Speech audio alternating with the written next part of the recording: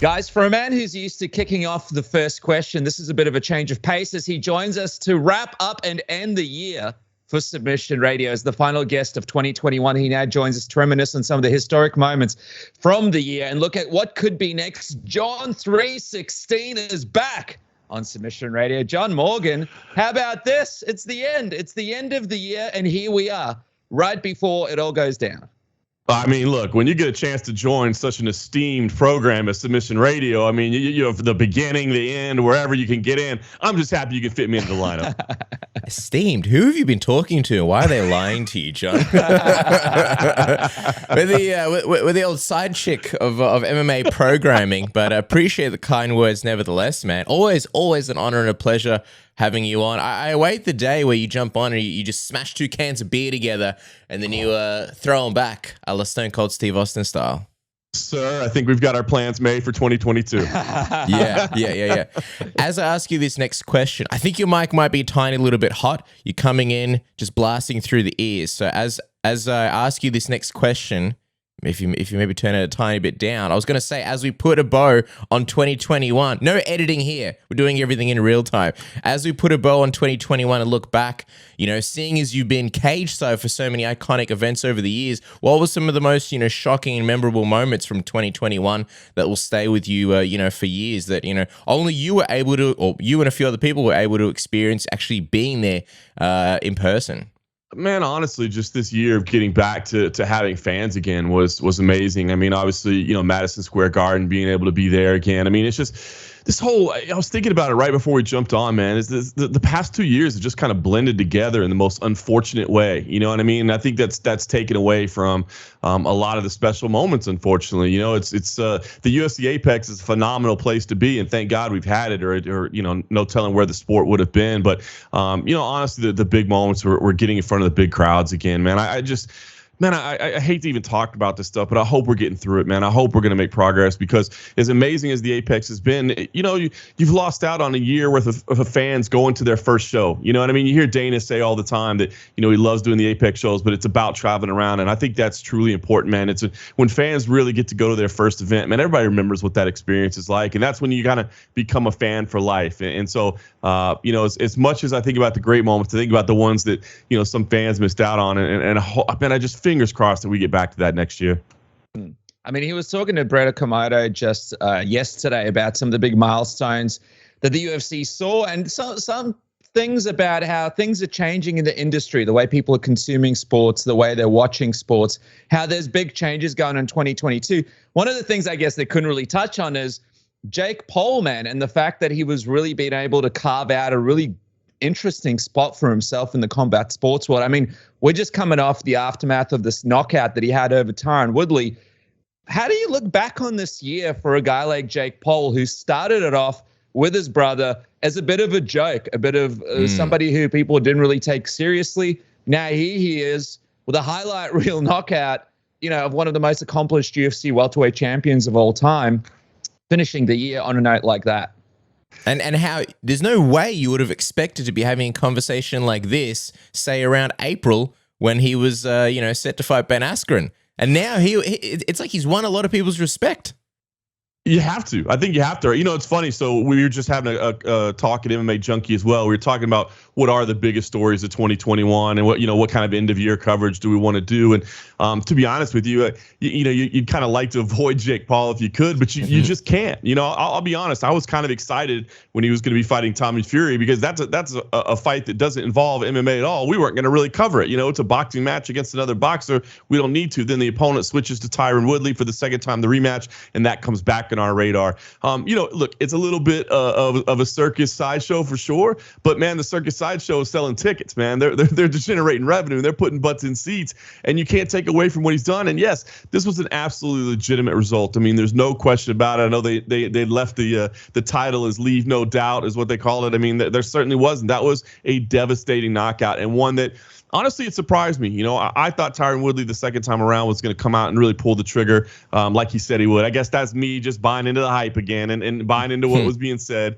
But you really can't take away from a devastating knockout like that. There is no question about it. And you're right.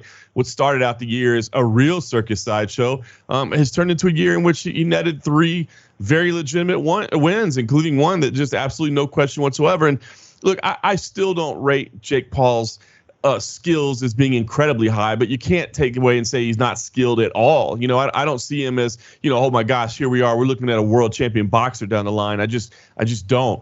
But he's doing a heck of a job handpicking his opponents, selecting the right people, and then going out there and executing on it. You can hate the guy all you want, but you can't take away from the success he's had. It's been pretty damn amazing. And this is kind of where it all blends in and starts being really interesting, because before this whole thing happened with the boxing and all that, if you're a UFC fighter or like if you're an MMA fighter, the place where you go to make the most money in your career is really the UFC. And if you're not happy with the UFC, you could go to a Bellator if you're lucky, or a big enough name, maybe a PFL.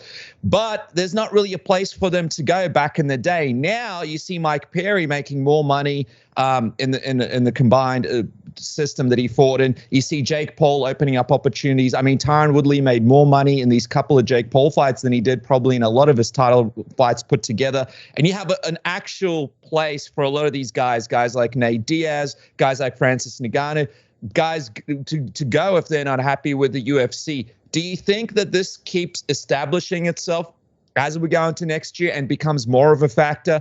We see so many contracts coming to an end, so many people holding out, so many people waiting to see what's going to happen now. Yeah, it's going to be interesting to see, right? I think we're going to have to see it play out. I mean, when you talk about like if you want to call it celebrity boxing, or I don't know, however you want to refer to it, the showcase boxing that's going on, I don't know how long that will continue to last. Obviously, Jake Paul is one person. He can only fight one opponent at a time. You're not talking about an entire ecosystem, but I think it's great that there are opportunities and options. I mean, any chance for these fighters to go get paid somewhere, that's a positive thing. The shelf life for these athletes is only so long. If they can extend it a little bit, or at least have some more bidders for their services so that they can, have other opportunities, I think it's a great thing. Triller still scares me a little bit, if I'm being honest. I just don't see how they could possibly be profitable right now. Their shows are so incredibly expensive, and I'm sure that they're probably looking at that as like an investment, and we've got to catch people's attention. Hopefully we'll get profitable on the backside of it, but I just don't see a real path to profitability for them in terms of pay-per-view revenue and that sort of thing. So that scares me a little bit, and not knowing, how long they're going to be around. But hey, look, we just saw the announcement that, as you said, Trad Combat was a great place for Mike Perry. We just see that, Junior Dos Santos has signed a contract with them as well. So, I mean, it is options and it is opportunities. It just scares me a little bit. But you know what, man? Go make that money while you can. Cash in while the money's there. I just don't necessarily see it as a long-term solution, but I think it's great for everybody to have options, man. The more bidders you have for your services, the better off you're going to be. Yeah, and it's like with Jake Paul, a lot of people are saying like, oh, now he needs to be tested. Like, he's beaten these guys. Now he needs to fight like a pro boxer. And I kind of think, does he? Like, I don't really think that's what we're in for. I feel like, what is the point of putting him up against, say, like, let's say it's a low-level pro boxer, maybe who isn't a massive name, and then he gets picked apart and just destroyed. It kind of ruins the fun. Like, I don't think anyone's really sitting here going like, oh, man, I want to see him climb the ranks and fight Canelo. This isn't Conor McGregor circa 2014 saying he's going to kill the division. This is like a lot more realistic. Let's have these Tommy Fury fights. Let's have these, Tyron Woodley fights.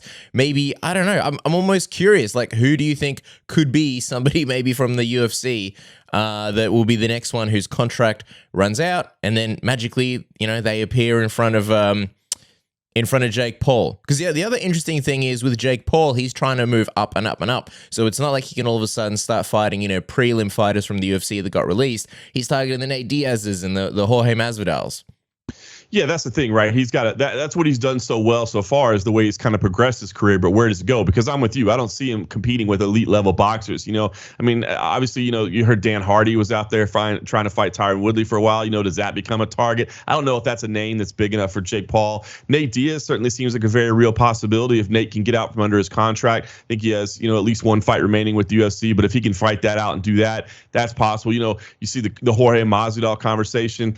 I don't know if that's going to happen. I mean, maybe the UFC wants to get in there and get involved with it. I just can't see that they want to take somebody that they still believe does have some marketability left, right? I mean, the UFC got involved with Conor McGregor and Floyd Mayweather because that was a kind of a once in a generation type clash of superstars. And I think that they felt that no matter what happened in that matchup, Conor McGregor was still going to be Conor McGregor. If Jorge Masvidal was to go out there and suffer the same fate as Tyron Woodley, it's a little tough to bring him back in the UFC and market him as the BMF, right? I mean, you start having some issues at that point. So I think they're going to be very cautious in jumping in there. I don't see the UFC really doing this type of fight. Maybe I'm wrong. When money is involved, things can change. But I just don't see the UFC wanting to get involved in the Jake Paul business, and especially not allowing somebody that's still got some viable marketability left for them. I think it's going to be people that are out of contract with the UFC, if I'm being honest. Yeah, exactly. I mean, imagine having Conor McGregor going over there and fighting Jake Paul and somehow losing. And then you got to try and mark Conor McGregor back in the UFC. That would be an absolute nightmare. So it's not something I believe they'd be looking to do. But let's talk about Nate Diaz, man, because, Ariel reported that his contract was extended because he turned down the Chimaev fight, possibly trying to keep him there until Conor returns, which Dana White thinks is going to be, in the big summer show, right? So that's still a while away. What do you think happens between now and then? I saw Nate wanted to fight Dustin Poirier in January. Dustin wanted to do it. It didn't work out. What do you think the future looks like for Nate Diaz in the first part of 2022? I hate to say it, but I think it's probably a whole bunch of you didn't want to sign, now you're going to sign. Who's signing? They didn't want to fight me. They're done. It's how those conversations go, where you can't even really make necessarily sense of who's telling the truth or what's going on. Or it seems so fresh. So I unfortunately think we're going to deal with a lot of frustration. But I do think the UFC is going to angle in all aspects for the Conor McGregor trilogy, and I think that's wise. I mean, I don't know. Dano said the other day that fight's always there, and that's true. That fight is always there, and I've said this from day one. Those guys could both be on 5-fight losing streaks, and they could still headline a pay-per-view, and they could still sell 1 million buys. They could still pack an arena because of the star power that each of them have. So I think that is the fight to make. And I think the UFC is just going to kind of, try to angle every way they can. And if there's other things on the table, then all of a sudden it turns out Khamzat's on the table again for you if you'd like to fight him, Nate Diaz. So I think that's the two solutions you get. Either you play by the game we're trying to play here, and you do this huge money fight for everybody involved with Conor McGregor, or you get the Khamzat boogeyman, and good luck in your next phase of your career. Here's one for you, not something people are really talking about yet. If he does get out of his contract, do you ever see him fight in the UFC again? That's a great question.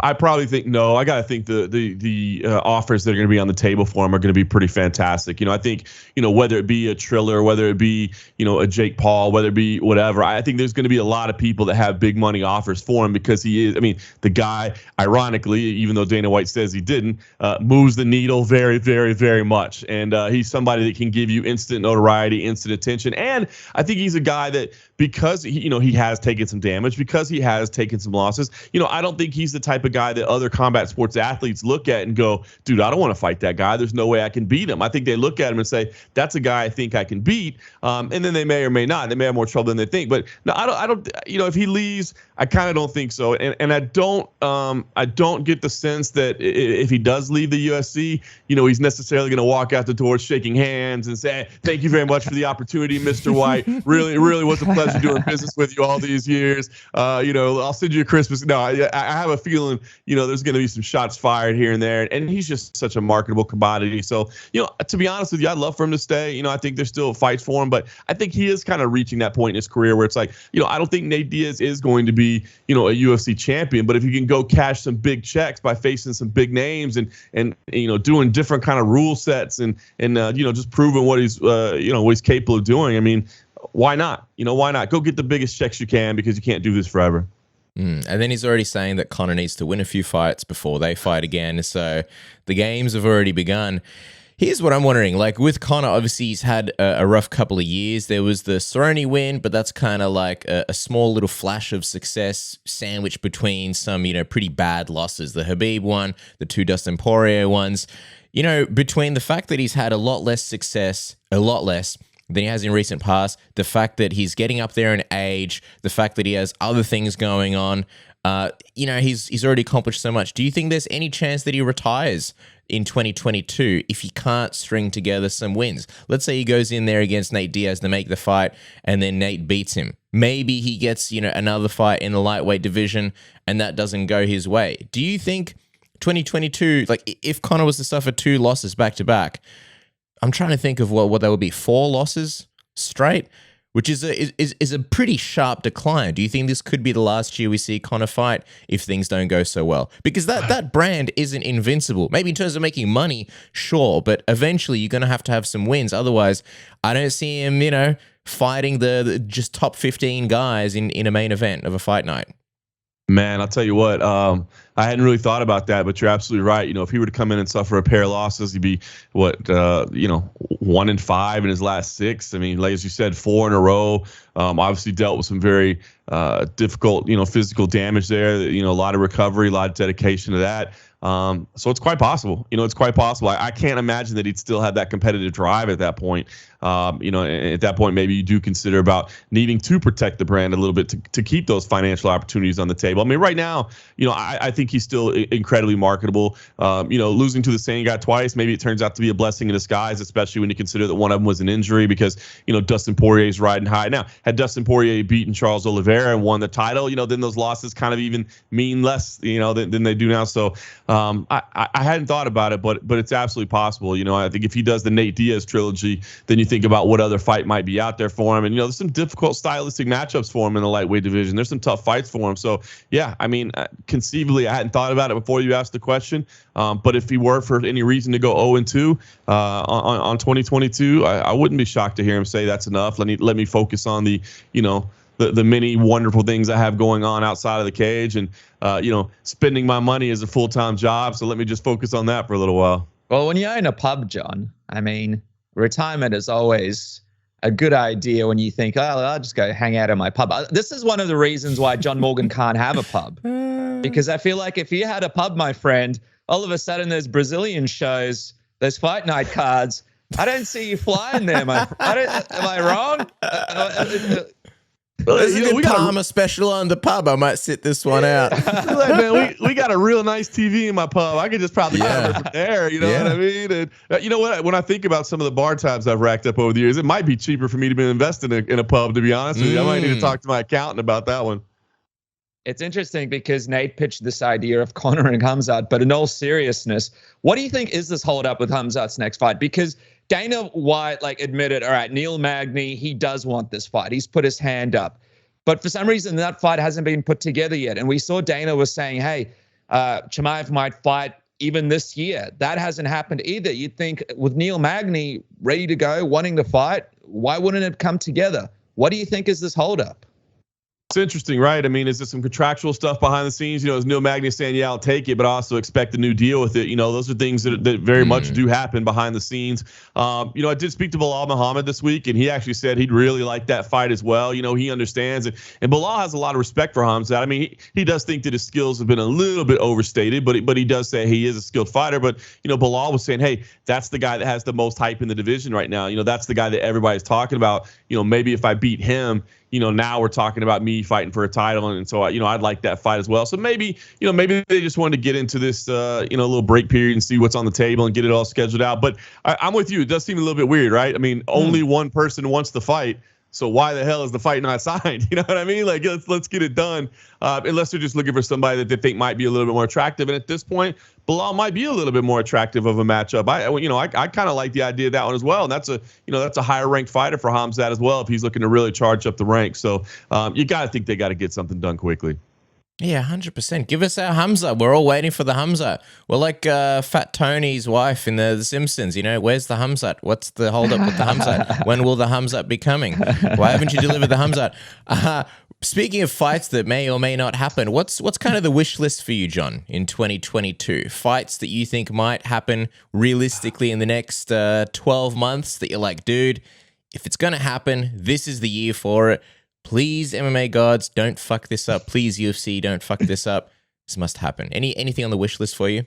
You know, the big one for me, I think, is just I hope the heavyweight division is more active. I think we've got some incredible athletes in the heavyweight division right now, and there's a whole round robin of matchups that can be made, and I just hope that it's not as stagnant as it has been, and whether that means it's Ngannou and he gets through Gane, and then maybe he faces Stipe, or what, I don't care what I just want to see those guys fighting, because I feel like we're holding out way too long in the heavyweight division. So the big thing for me is just keeping that one moving, because I feel like we got robbed of some potentially intriguing matchups this year, whether it be for contractual disputes or scheduling conflicts, that sort of thing. So that's the one that I really want to see happen. And I know part of it was out of his hands with the injury at the end of the year, but I'd love to see Masvidal in a couple of big matchups. Man, his star power still remains high. And I think there's some good fights on the table.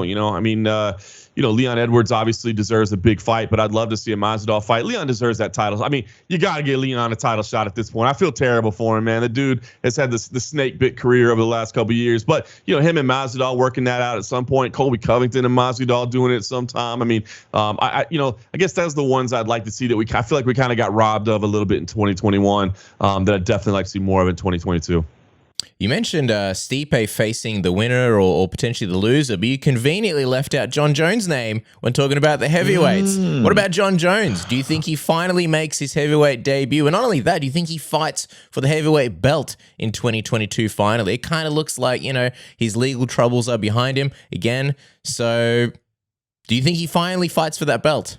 I guess if we're talking about wish list, yeah, I hope so. I mean, I think Jon Jones, regardless of what you think of him outside of the cage, you can't deny his greatness inside of it. You know what I mean? I think he's at least one of the greatest fighters ever, if you don't think he's the greatest fighter ever. And to move up to heavyweight and to try to battle for the heavyweight title as well would be pretty damn incredible. I do feel like the legal troubles are gone. I don't think that's going to be a roadblock whatsoever. So I think it's now just a matter of getting the money right and getting the scheduling right.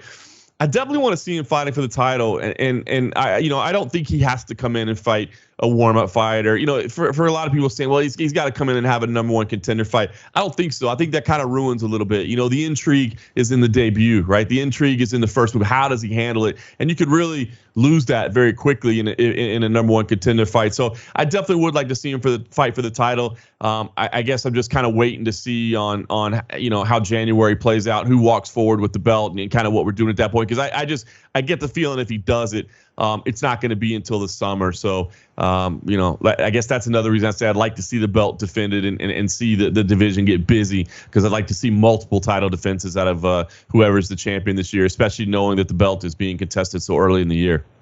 Yeah, and it's interesting as well because Francis Ngannou, another guy with contract issues with the UFC, apparently Dana's saying that he'll have one more fight left on his deal if he does win. In this Gane fight, but who knows what's going to happen. Just quickly before you go, we move on to that, Dennis. The Gane fight, Gane and Ngannou and Gane. Happening in January, just after our return. The big question is, how are you going to watch it and where are you going to watch it? I know a lot of people are traveling at the moment for Christmas and New Year's, seeing relatives. Our good friend Oscar Willis from the Mac Life is over in the UK seeing his family. So if you're in and around airports and all sorts of different dodgy Wi-Fi networks, you got to be protected. Don't be streaming the fight and then have all your information stolen because you hooked up to some Wi-Fi at the pub or something. Also, don't get stung by geo-blocking because you're in a different country than you normally are and maybe you can't log into Fight Pass. Do everything legally. Make sure you're able to stream whatever content you want, whether it's the fights, whether it's your Netflix, whether it's your Stan or any kind of streaming services. And maybe, you're in different countries, so the shows that you're used to watching are not available in that country. With a VPN like NordVPN, you can access content from over 59 countries, different countries, by changing your virtual location with one click. Amazing speed thanks to NordLynx. I know a lot of people are worried, hey, if I hook up to a VPN, won't my speed get throttled? No, there's no bandwidth throttling with NordVPN. You can stream securely. Our videographer Edris has a crazy story where he was connected to some Wi-Fi in an airport and then he had a lot of his details stolen. Now, every time when we go to international events, he's using NordVPN because he doesn't want, his data to be leaked or taken when we're uploading videos, etc.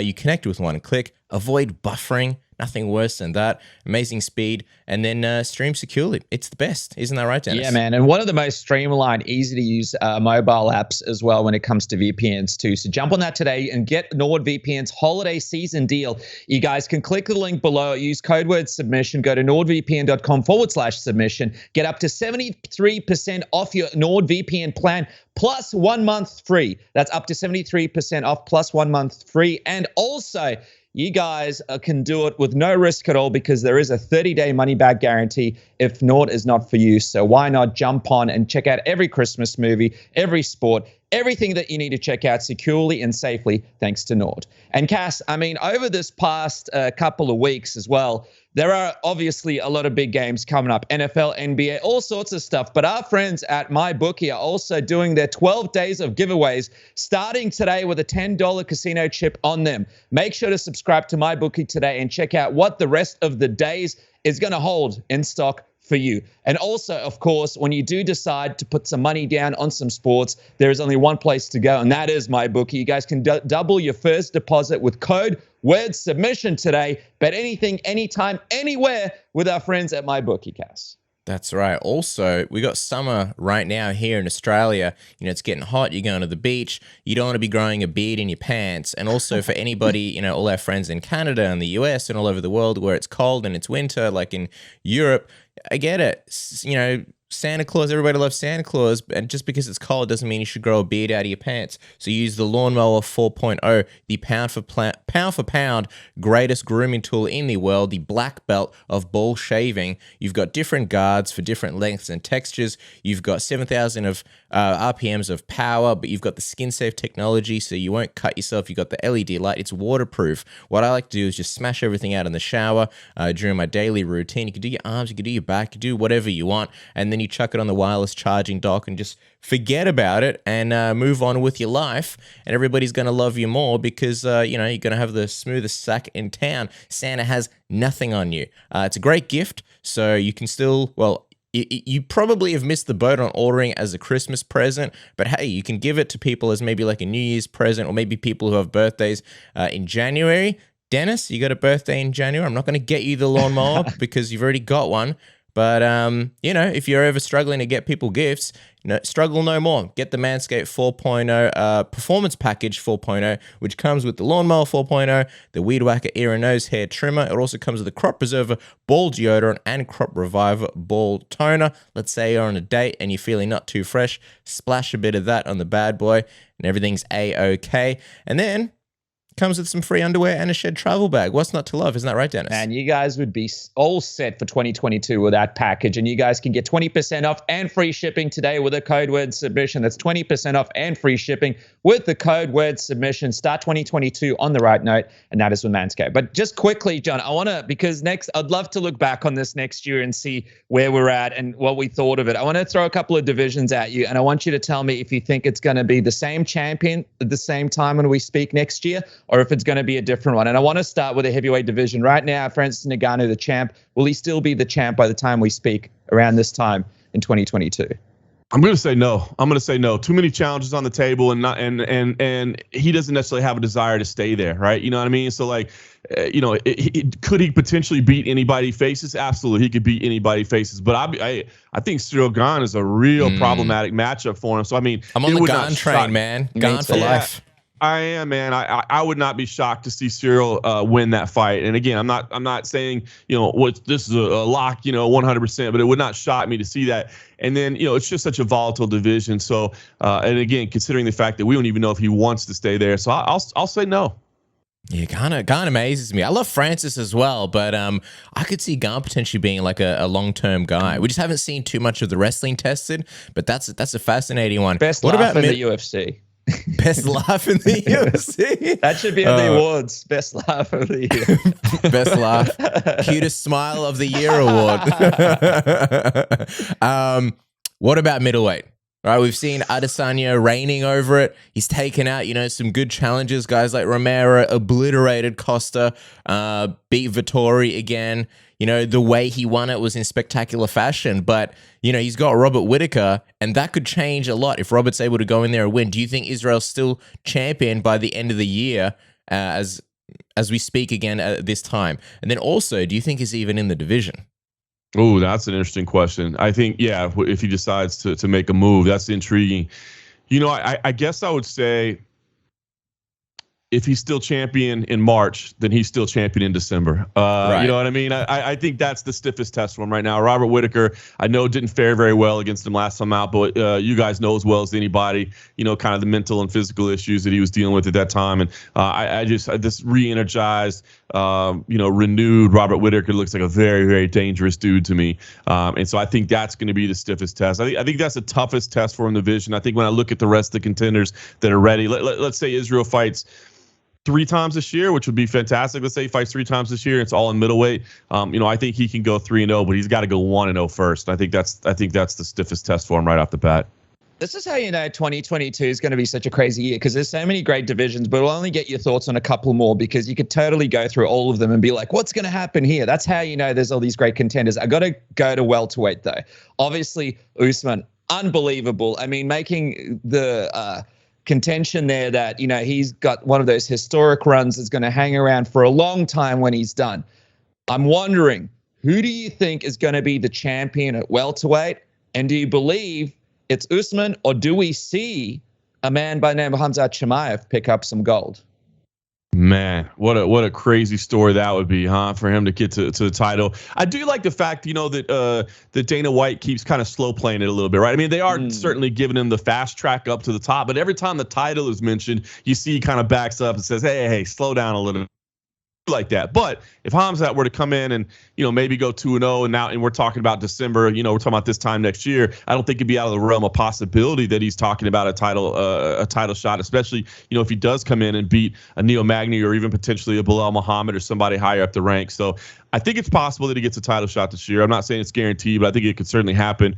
I think Usman's still the champ at the end of the year. I'm sold on Usman, man. I think he is he is continuing to get better, which is incredible when you think about it. Continuing to, obviously the year that he had, I mean, it was absolutely unbelievable, and I think he can stay on it. I think the only thing with him is where his desire is at, right? I think, when he talked after his last fight, I think he did kind of try to downplay, because, I mentioned to him after the fight, I'm like, well, we know you said you don't want to be around here that much longer. And he did say, hold on, I didn't say that. I just said I didn't know how much longer I was going to be here. And he does want some time off. It's clear that, being away from his daughter really does weigh heavy on him. And that's important to him. And man,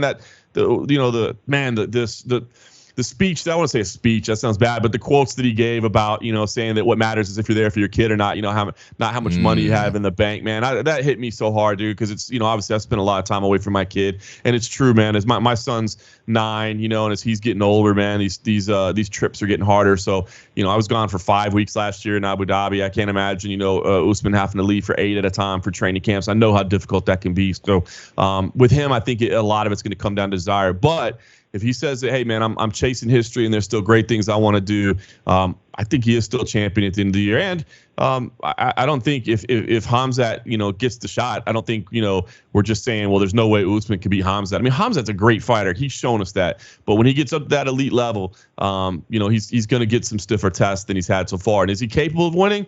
Absolutely. The guy is incredibly skilled. But, you're talking about some championship pedigree. So I think either way, I think Usman's the champ as long as he wants to be. Yeah, 100%. And there's very much that feeling about Usman as well. Like, yeah, he'll be champ until he doesn't want to be. But then it's like, well, he saw Amanda Nunes and Juliana Pena. Yeah. That's why we love this sport, man. The craziest shit happens. All right, we'll end this round of questions on lightweight. There's a lot of crazy stuff happening in lightweight. Charles Oliveira seems like finally he's getting the respect that he deserves. But then, you got guys like Gaethje knocking on the door. Michael Chandler's never too far away. Islam Makhachev's climbing in the ranks. Conor, if he has his way, is going to slide in there straight for a title shot. The division with arguably the most killers. Who do you think, or do you think Charles will still be the champion by the end? Yeah, don't forget the name, but Neil Dariush is in there as well. I mean, another killer. So you're right. It's an absolute division full of killers. Man, but Charles Oliveira is so damn good. It's been amazing to see how much better he continues to get, to think that he's been in the UFC for over a decade. I mean, we saw that guy come in as a literal kid, you know what I mean? And mature right in front of our eyes.